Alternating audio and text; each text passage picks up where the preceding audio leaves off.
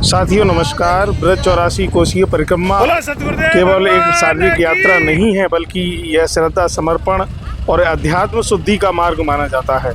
हिंदू धर्म में इस परिक्रमा का विशेष स्थान है, क्योंकि यह उस भूमि को नमन करने का तरीका है जहां भगवान श्री कृष्ण ने अपनी लीलाएं की थी।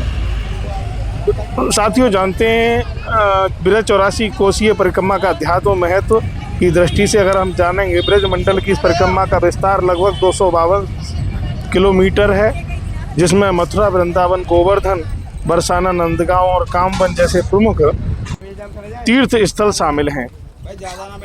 इस परिक्रमा से जन्म मरण के चक्र से मुक्ति मिलती है, ऐसा शास्त्रों में विदित है। बताया गया है कि 84 कोस का सीधा संबंध 84 लाख योनियों से है। ये मान्यता है कि जो भक्त निष्काम भाव से इस परिक्रमा को पूर्ण करता है, उसे बार बार जन्म लेने और मरने के चक्र से मुक्ति मिल जाती है। लीला स्थलों के साक्षात दर्शन, ये परिक्रमा भक्त को उस स्थानों से जोड़ती है जहाँ कृष्ण ने माखन चोरी की, रास रचाया और राक्षसों का वध किया।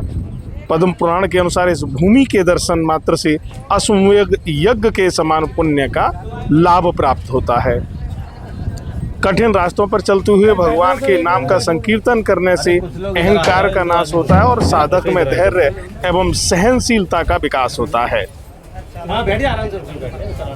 जब आज परिक्रमा के दौरान पूज्य सतगुरुदेव पूज्यपाद श्री कृष्णानंदपुरी महाराज श्री के पावन सानिध्य में सभी श्रद्धालु एवं भक्तजनों ने देव नगरी कल्की नगरी संभल से पधारे सभी श्रद्धालु भक्तजनों ने यमुना पार की, और यमुना पार करने से पूर्व भक्त आचमन या स्नान करने का भी महत्व माना जाता है। यमुना साक्षात सूर्यपुत्री यमराज की बहन है, इसलिए उनमें स्नान करने से यम का भय समाप्त हो जाता है। और बहुत ही आनंद का क्षण था जब पूज्य सतगुरुदेव पूज्यपाद श्री कृष्णानंदपुरी महाराज श्री के पावन सानिध्य में सभी श्रद्धालु भक्तजनों ने बड़े ही भाव एवं उत्साह एवं उमंग के साथ में माँ यमुना में नाव द्वारा माँ यमुना को पार किया और मल्लाह को उतराई दी। जब नाव में बैठकर सभी राधे राधे जय श्री कृष्ण का जय घोष करते हुए पार जा रहे थे, ये दृश्य उस समय की याद दिलाता है जब भगवान श्री कृष्ण स्वयं केवट मल्लाह बनकर गोपियों को यमुना पार कराते थे। जल मार्ग से यात्रा करना भक्त को प्रकृति और दिव्यता के और करीब लाता है। इसे भवसागर पार करने के प्रतीक के रूप में भी देखा जाता है। यह यात्रा लगभग 300 किलोमीटर के दायरे में है और पूज्य सतगुरुदेव भगवान के पावन सानिध्य में अधिक मास में परिक्रमा करना निश्चित रूप से अब साल की 12 परिक्रमा करना के बराबर फलदायी माना जाता है, और ये यात्रा पैदल ही संपन्न की जाती है। जब उतराई कर रहे थे, सभी श्रद्धालु भक्तजन नाव द्वारा नाविक के साथ में बैठ कर जा रहे थे। नाविक से पूछा गया कि क्या उतराई ली जाएगी, तो नाविक ने अपना उतराई के बारे में बताया और श्रद्धा भावपूर्ण हम सभी उतराई देने लगे।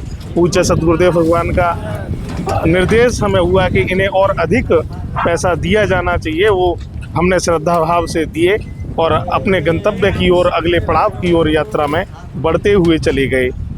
और आप देख पा रहे होंगे अभी हम और पूज्य सतगुरुदेव भगवान नाव से उतर रहे हैं, और इसके उपरांत सभी उससे पहले भी 2-3 नाव से सभी हमारे साथ में जो श्रद्धालु भक्तजन देवभूमि कल्की नगरी संभल से पधारे हैं ब्रज 84 कोसीय परिक्रमा के लिए, सभी एकत्रित हो जाते हैं। और एकत्रित होने के उपरांत में सभी अगले पड़ाव की ओर बढ़ते हैं और बहुत ही श्रद्धा, विश्वास, धैर्य के साथ में परिक्रमा अपने गंतव्य की ओर प्रस्थान कर रही है।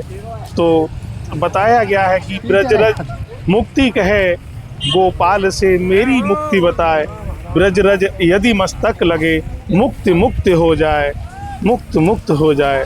ऐसा भाव, ऐसा जो श्रद्धा एवं विश्वास है, जहाँ भगवान श्री कृष्ण ने गोपियों के साथ में रास लीला की हो और अपने बाल लीलाएं करके यहाँ के पूरे ब्रजमंडल को अलौकिक किया है।